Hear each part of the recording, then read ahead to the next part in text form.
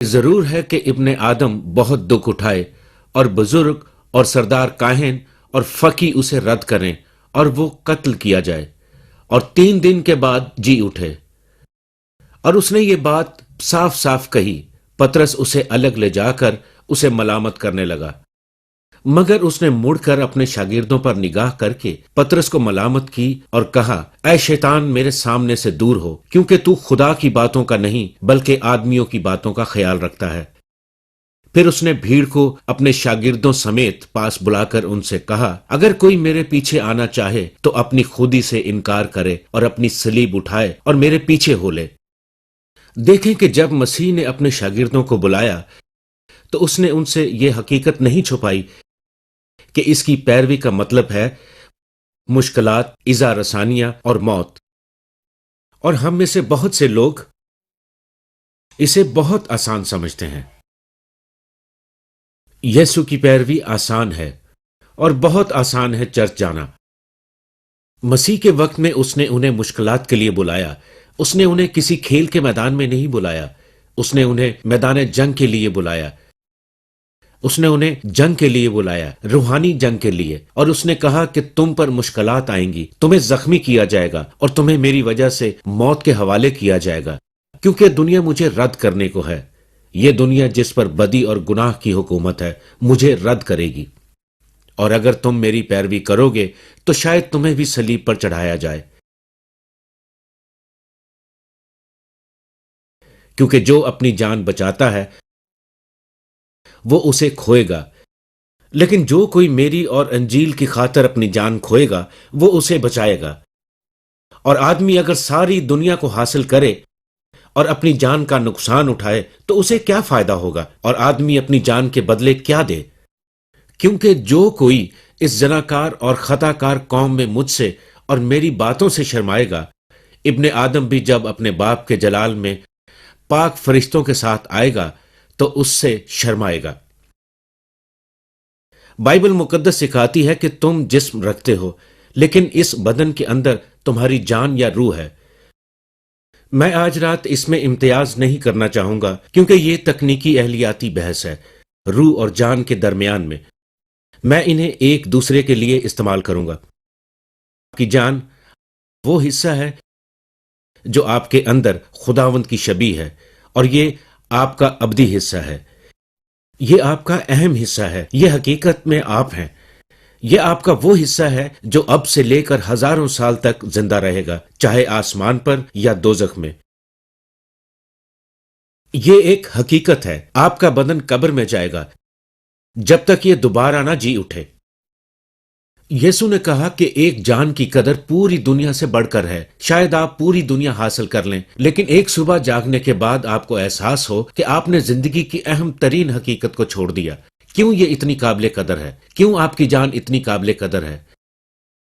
یہ قابل قدر ہے کیونکہ یہ ابدی ہے، جس میں ایک خوبصورت ڈھانچہ ہے، لیکن یہ صرف مادی ہے۔ چاہے یہ کتنا بھی طاقتور ہو، یہ مر جائے گا۔ ہر انسان کے لیے مقرر ہے کہ وہ مر جائے۔ آپ کا جسم قبر میں جانے کو ہے جب تک مسیح کے آنے پر آپ زندہ نہ کیے جائیں۔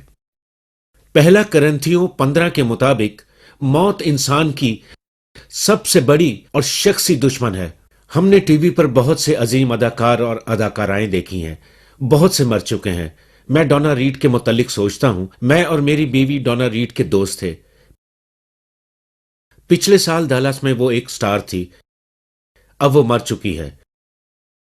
راک ہڈسن اسکرین پر اداکاری کرتا تھا، بہت خوبصورت، مر چکا ہے۔ اور آپ ایسے کئی نام لے سکتے ہیں، مر چکے ہیں۔ شہرت، خوشبختی موت کو دور نہیں رکھ سکتی۔ ہاورڈ ہیوز جب وہ مرا تو شاید وہ امریکہ کا سب سے امیر آدمی تھا، لیکن وہ مر گیا۔ ایک خوفناک موت، بہت تکلیف میں اپنے آخری ایام گزارے۔ اس طرح کے کئی لوگ ہیں، وہ سوچتے ہیں کہ ہم ہمیشہ زندہ رہیں گے۔ جب آپ جوانوں سے کہتے ہیں کہ زندگی مختصر ہے، وہ مسکرا کر کہتے ہیں ہمارے پاس 30-40 سال ہیں، پر میں کہتا ہوں زندگی یوں گزرتی ہے۔ کسی نے میری ایک سالگرہ پر پوچھا، میں یہ نہیں بتاؤں گا کون سی سالگرہ، उन्होंने पूछा कि जिन दिनों में आप 65 साल के थे, आपकी जिंदगी में हैरान कुन बात क्या थी? मैंने कहा कि जिंदगी का बिगाड़। यही मेरी जिंदगी की हैरान कुन बात है। जैसे मैं एक नौजवान हूं, कभी मुझे लगता है कि मैं 18 साल का हूं, फिर मुझे असल उम्र का एहसास होता है, लेकिन बहुत जल्द गुजर जाती है। और फिर जान, बिल्कुल जिस तरह इस जिस्म के अज़ा हैं, मसलन हाथ, नाक, पांव, आंखें, पांव, इसी तरह से जान की भी कई खसूसियात और नेमतें हैं। पहली बात, इसकी समझ, अकल और इल्म। बाइबल बताती है कि खुदावंद का खौफ दनाई का शुरू है। ट्वेम ने कहा, इंसान का इल्म ही उसे मुकम्मल तबाही के दहाने पर ले आया है। हां, हमारे पास इल्म हो सकता है, लेकिन फहम से हम अपनी इस्तिलाहात पर काबू नहीं रख सकते। लेकिन अक्ल और इल्म हमारी जान का एक हिस्सा है। और कुव्वते फैसला, परख, किस तरह हम रोज अपनी जिंदगी में परखते हैं, और आपकी फैसला करने की कुव्वत जिससे आप चीजों को कबूल करते हैं और रद्द करते हैं, आपके एहसासात जो आपके खौफ या मोहब्बत का सबब बनते हैं, याददाश्त जो हमारी यादों, ख्यालात और वाकयात को जहन में महफूज रखने की सलाहियत रखता है, जमीर जो कि जान के मॉनिटर की मानिंद है, फैसला करता है उन सब पर जो हम करते हैं या कहते हैं। ये सब कुछ हमारी जान का हिस्सा है जो हमेशा जिंदा रहेगा। साइंस जो जिंदा खुलिया बना रही है, प्रोटोप्लाज्म की बात करती है। प्रोटोप्लाज्म तकलीफ के दौरान अपने आप मुस्कुरा नहीं सकती। ये प्रोटोप्लाज्म दुश्मनों से मोहब्बत नहीं कर सकते, तबाही में अच्छे की उम्मीद नहीं रख सकते, वो खुदा से राब्ता नहीं कर सकते। साइंसदान ये जानते हैं कि साइंस से बढ़कर भी कुछ है। बाइबल इसे कहती है जान। क्या होता है जब इंसान मरता है? जिस्म वहीं होता है, अज़ा वहीं होते हैं, लेकिन जिस्म से कुछ बाहर निकल जाता है। जान, रूह इंसान के जिस्म से निकल जाती है। ये कहां जाती है?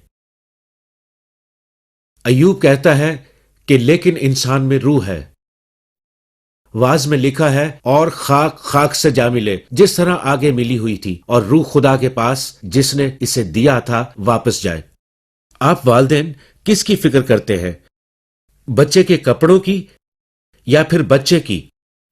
आपका नौकर आता है और कहता है ये कपड़े हैं जो साफ होने वाले हैं, मगर बच्चा गायब है, तो आप क्या सोचेंगे? और यही कुछ हम कहते हैं। हम अपने जिस्म की देखभाल करते हैं, और ये मेरा जिस्म है, मैंने इसे नजरअंदाज नहीं किया। मैंने वर्जिश की, वो तमाम वर्जिशें जो टीवी पर आती हैं, जेन फोंडा की या कोई भी करवाता है। मैंने वो तमाम काम किए। मैंने बाकायदगी से जॉगिंग की, मैंने मुनासिब खुराक ली, मैंने विटामिन भी लिए और मिनरल्स और इससे मुतल्लिका पैकेजेस भी लिए, पूरी मुट्ठी भर एक ही दिन में। और मैं बाकायदगी के साथ डॉक्टर के पास गया, मैं डेंटिस्ट के पास गया हर 6 माह के बाद। मेरा जिस्म एक अच्छी शक्ल में है जब तक कि मरता नहीं, और खुदावंद मैंने इसकी हिफाजत की है, लेकिन अपनी रूह को नजरअंदाज किया है। मैंने रूह को खुराक न दी, मैंने इसे रूहानी विटामिन नहीं दिए। मैंने कभी साहिब को नहीं पढ़ा जो तेरा कलाम है। मैंने कभी आपसे शराकत न रखी जिससे मेरी रूहानी तरक्की होती। मैंने आपका हुक्म न माना जब आपने मुझे पड़ोसी से प्यार करने को कहा। मैंने आपका हुक्म न माना जब आपने मुझे गली में मौजूद एक हमसाए के बारे में बताया जो भूखा था, या वो पड़ोसी जो तन्हा था जिसे एक दोस्त की जरूरत थी। मेरे पास इन सब के लिए वक्त न था, लेकिन खुदावंद मैंने अपने जिस्म की देखभाल की है। अब आपके ख्याल में खुदा क्या करेगा? जिस्म खुदावंद का मकदस है और रूह इसकी मकीन, और ये अबदी है। आप अपनी पैदाइश को रोक नहीं सकते। आप हमेशा जिंदा रहने के लिए पैदा हुए हैं, और आप अपनी पैदाइश को रोक नहीं सकते। आप इस अमल को नहीं रोक सकते। अपनी जिंदगी की सिमत को तब्दील कर सकते हैं। यीशु ने कहा कि जिंदगी में 2 रास्ते हैं, खुला रास्ता और तंग रास्ता। खुला रास्ता हमेशा तबाही की तरफ जाता है, और तंग रास्ता हमें जिंदगी की तरफ ले जाता है। اور آپ ان میں سے ایک راستے پر ہیں. یہاں ہر شخص ان میں سے ایک راستے پر ہے.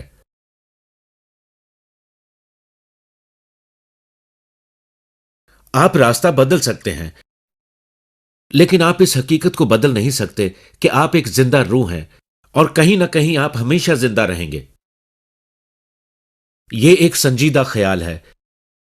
شاید آپ کے پاس کچھ لمحے ہیں، کچھ گھنٹے، کچھ دن، کچھ ہفتے یا مہینے، یہ فیصلہ کرنے کے لیے کہ آپ کس راستے پر چلیں گے.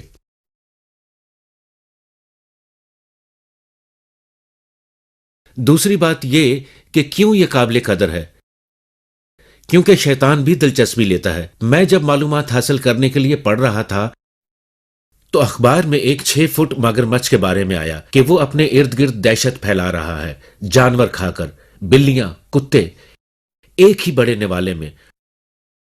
وہ بڑا ہے اور بد شکل، اور ریاست کے افسروں نے شکاری مدعو کیے کہ اسے مار ڈالیں. یہ پچھلے ہفتے کے اخبار میں تھا، لیکن میں نے اب تک یہ نہیں پڑھا کہ اسے شکار کر لیا گیا ہے. مجھے یاد ہے کہ بہت سال پہلے میں اور میری بیوی ریل میں سفر کر رہے تھے. میں 3 یا 4 سال کے لیے ایک اسکول میں گیا اور فلوریڈا میں اپنا پہلا پیغام دیا. میں نے اپنی ابتدائی منادی فلوریڈا میں کی اور میں اپنی بیوی کو کچھ دکھانا چاہتا تھا. ابھی ہم راستے میں ہی تھے کہ کچھ فاصلے پر مجھے وہ مگرمچھ نظر آیا. میرے پاس کار میں 22 mm رائفل تھی اور میں نے اس کو مار دیا، اور میری بیوی کو مجھے معاف کرنے میں کئی ہفتے لگے.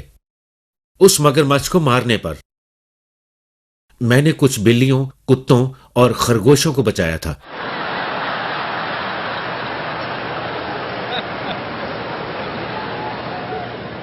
لیکن میری بیوی مگرمچھ کے لیے نرم دل رکھتی ہے.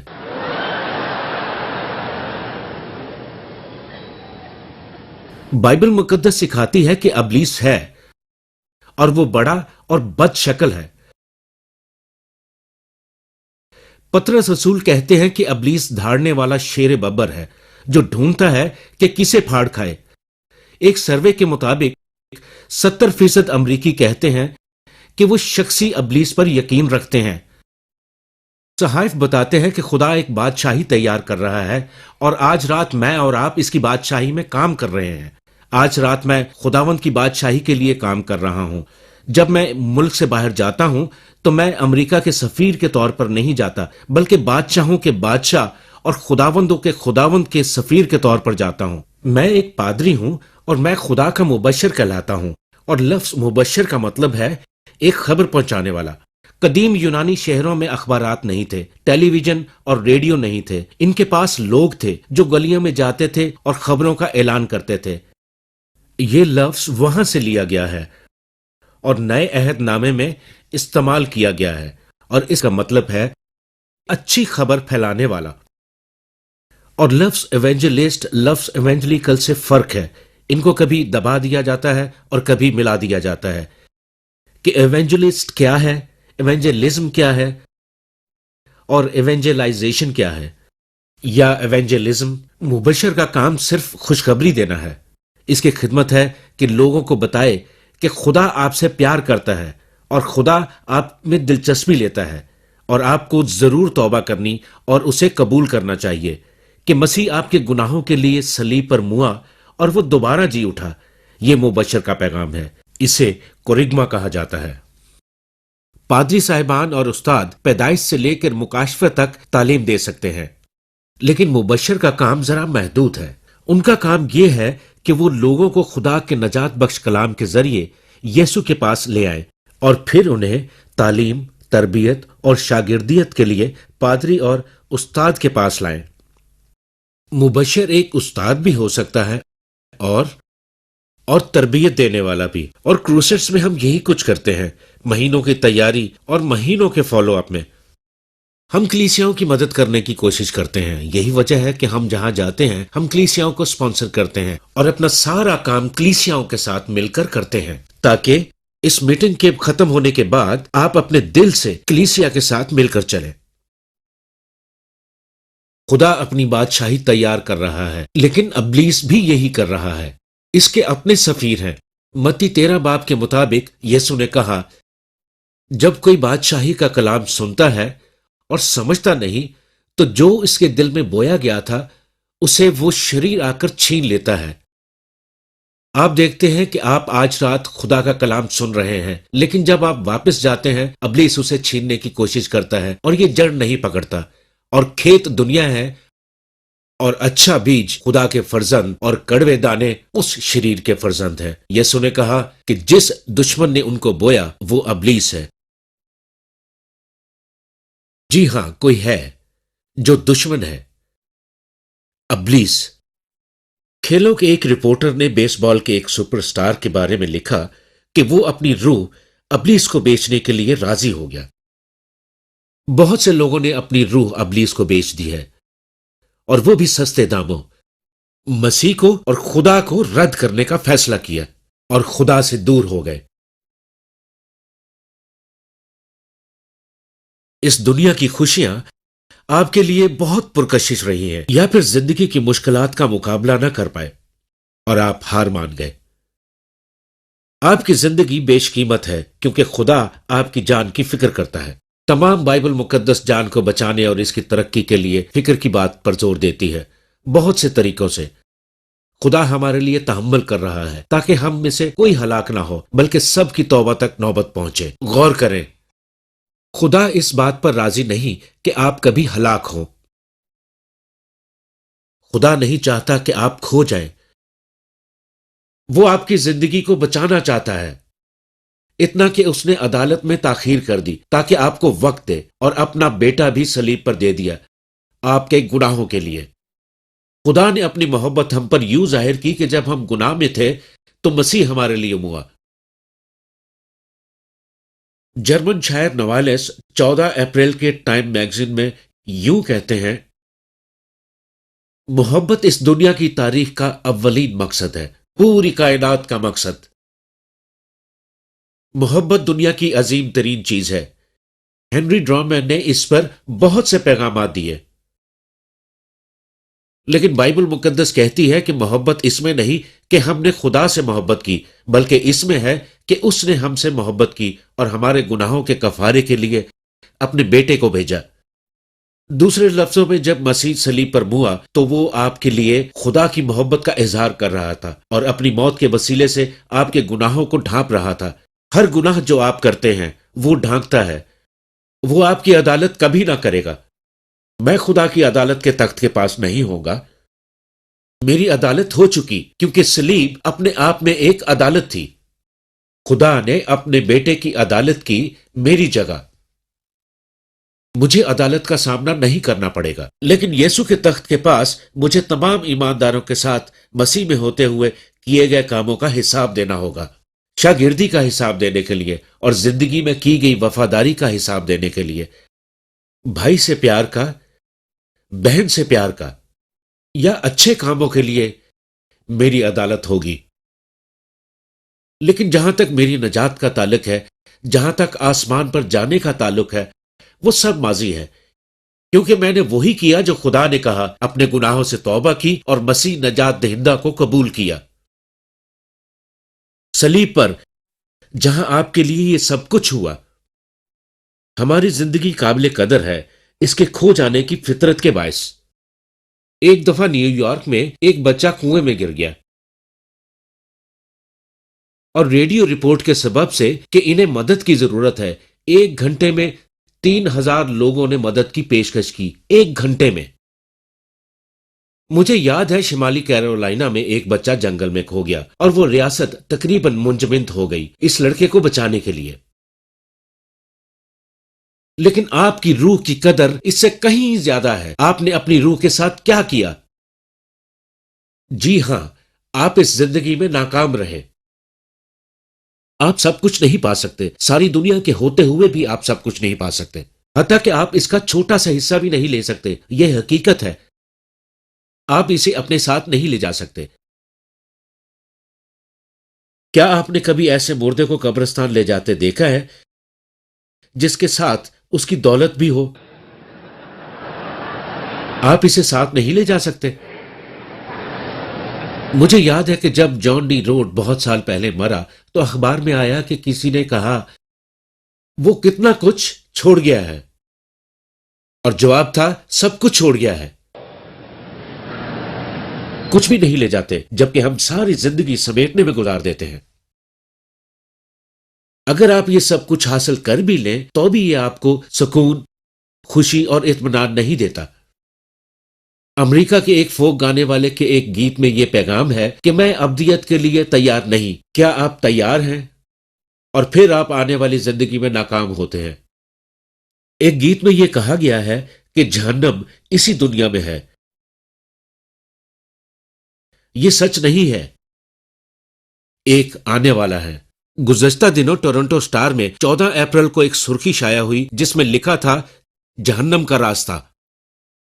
صحائف میں دوزخ کے بارے میں بہت سے بیانات ہیں۔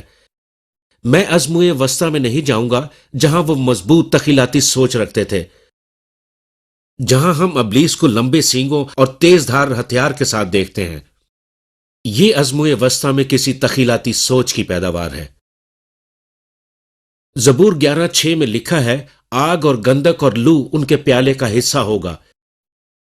زبور 18:5 میں اسے تکلیف کی جگہ کہا گیا ہے، اور متی 13 میں یسوع نے اسے ماتم کی جگہ کہا ہے۔ مسیح نے اسے رونے کی جگہ کہا ہے۔ مسیح نے اسے غلیظ ناپاک جگہ کہا ہے۔ مسیح نے اسے گپ اندھیرے کی جگہ کہا ہے۔ مسیح نے اسے بے آرامی کی جگہ کہا ہے۔ بہت سی تفصیلات ہیں، لیکن اس کا مطلب ہے خدا سے علیحدہ ہو جانا۔ اور آج رات آپ خداوند سے علیحدہ ہیں اپنے گناہ کے باعث، اور آپ کی یہ علیحدگی برقرار رہے گی موت کے بعد۔ اور پھر آپ بیش قیمت ہیں اس قیمت کے لیے جو آپ کی نجات کے لیے دی گئی۔ تمہاری خلاصی فانی چیزوں یعنی سونے چاندی کے ذریعے سے نہیں ہوئی، بلکہ ایک بے عیب اور بے داغ برے یعنی مسیح کے بیش قیمت خون سے۔ نوجوانوں کی تصویروں میں سے ایک پچھلے ہفتے سامنے آئی جو اولگا پیٹر کی تھی۔ وہ جوزف سٹالن کی پوتی ہے۔ وہ انگلینڈ واپس آئی ایک بورڈنگ اسکول کے لیے جو کیمبرج کے نزدیک ہے، اور کچھ لوگ اسے چلا رہے ہیں۔ وہ کہتی ہے کہ میں مسیحی ہوں۔ کیا وہ ہے؟ صرف خدا جانتا ہے۔ لیکن آپ کی روح کا کیا ہوگا؟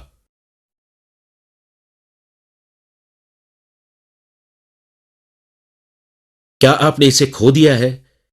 کیا آپ اسے کھو رہے ہیں؟ آپ کیا کر سکتے ہیں؟ آج رات آپ اپنے گناہوں سے توبہ کر سکتے ہیں۔ توبہ کا مطلب یہ کہنا ہے خدا میں نے گناہ کیا، اور آپ اپنے گناہوں سے مڑنے کو تیار ہیں۔ اس میں خدا کو مدد کرنی ہوگی۔ آپ کے پاس قوت نہیں کہ آپ ایسا کر سکیں، لیکن وہ مدد کرے گا۔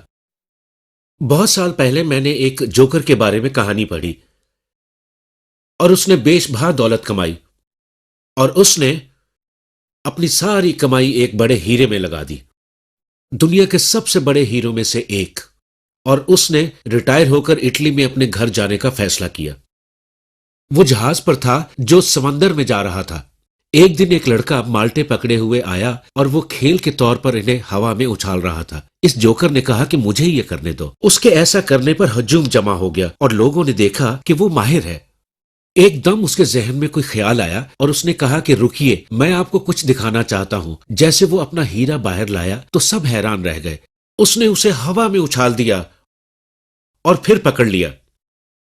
اس نے کہا کہ میں اسے اور اوپر اچھال سکتا ہوں۔ لوگوں نے کہا ایسا نہ کرو، یہ تمہاری جمع پونجی ہے، ایسا نہ کرو، اپنی ساری زندگی تم نے اس کے لیے کام کیا۔ اس نے کہا او میرے ہاتھ اسے پکڑ لیں گے۔ اس نے پھر اچھالا، اور جب وہ نیچے آیا اسے پکڑ لیا۔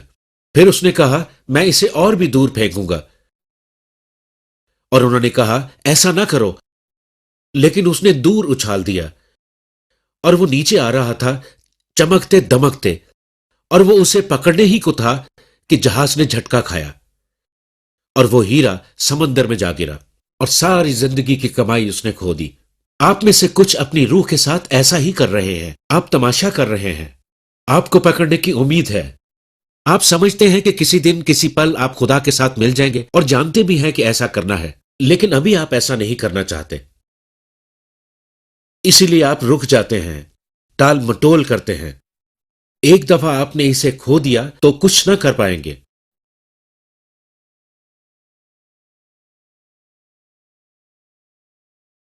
پروفیسر جیمز پیکر جو انگلینڈ سے ہیں، کچھ عرصہ پہلے کہا اس زندگی کے ہر موڑ پر آپ کے فیصلے قطعی طور پر فیصلہ کن ہونے چاہیے، ایک قطعی فیصلہ، اور یہی میں آپ کو کرنے کو کہہ رہا ہوں، یسوع کو ہاں کہنے کے لیے۔ اخبار کے ایک کالم میں ایک اشتہار تھا، ابھی اور ہمیشہ کے لیے۔ اگر آپ ابھی مسیح کے لیے فیصلہ کرتے ہیں تو آپ اس کے رہیں گے ہمیشہ کے لیے، اور ابدیت میں اس کے ساتھ رہیں گے۔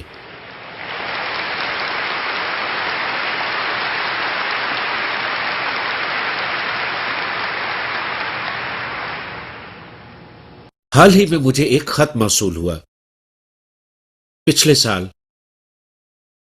ستمبر میں۔ میرین کور میں اپنے 4 سال گزارنے کے علاوہ میں نے اپنی ساری زندگی امریکہ کے اس بڑے شہر میں گزاری۔ پولیس میں 23 سال گزارنے کے بعد مجھے پولیس چیف مقرر کیا گیا، اسی شہر کا۔ میں باقاعدگی کے ساتھ چرچ گیا، لیکن چرچ جانا کم و بیش روایتی تھا، لیکن ذہنی طور پر ہمیشہ سے مجھے کمی کا احساس رہا۔ جب آپ سنسناٹی میں آئے تو میں بھی اس کروسیڈ میٹنگ میں تھا۔ آپ نے پوچھا، اس رات اگر ہم مر جاتے تو کہاں پر ہوتے؟ میں نہیں جانتا تھا۔ جب آپ نے دعوت دی تو میں اور میری بیوی سامنے آئے، اور یہی وہ پیچیدہ بات تھی جس کے لیے میں ہمیشہ سوچتا تھا کہ کچھ رہ گیا ہے۔ ایک مسئلہ یہ تھا کہ پولیس میں رہتے ہوئے یہ سکھایا گیا کہ کبھی بھی کچھ مفت نہیں ملتا۔ پولیس افسروں کے لیے خریدے بغیر کچھ لینا یا نجات کو حاصل کرنا مشکل ہے۔ یہ آپ کو خدا کے فضل کے وسیلے سے دی گئی ہے، اور بلا شبہ ایک تحفہ ہی ہے۔ مسیح کو قبول کرنے کے بعد میں نے دوسرے مسیحی پولیس افسروں سے رابطہ کیا۔ اب یہاں ماہانہ دعائیہ میٹنگ ہوتی ہے۔ اب مجھے اطمینان ہے اور معلوم ہے کہ مرنے کے بعد میں کہاں جاؤں گا، اور یہ حقیقی یقین دہانی ہے۔ شکوک کے تمام بوجھ مجھ سے اٹھا لیے گئے۔ اب میرے پاس خدا ہے۔ آپ بھی ایسے بن سکتے ہیں۔ آپ خدا کو جان سکتے ہیں، آپ اسے اپنے دل میں رکھ سکتے ہیں۔ آپ میں سے ہزاروں ایسے ہیں جو چرچ جاتے ہیں جیسے وہ جاتا تھا۔ آپ نہیں جانتے کہ آپ خدا کے سامنے کیسے کھڑے ہوں گے۔ آپ کو نہیں پتا کہ ابھی آپ کی جان کہاں پر ہے۔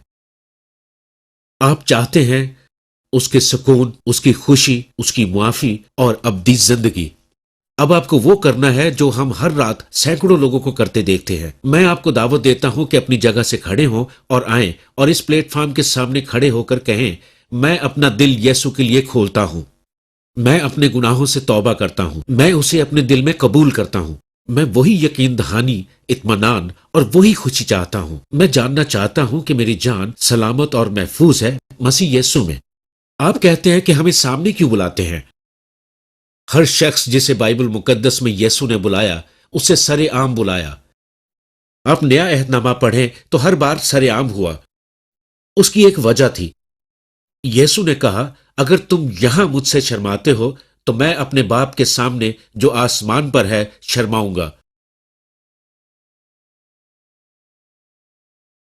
آپ آئیے اور آج رات اپنا حصہ ادا کیجیے اور کہیے، میں نئی زندگی چاہتا ہوں، میں نئی سمت چاہتا ہوں، میں پر یقین ہونا چاہتا ہوں کہ میری جان خدا کے ساتھ محفوظ ہے۔ آپ اٹھیے اور آئیے، ہم انتظار کر رہے ہیں، ابھی اسی وقت جلدی سے۔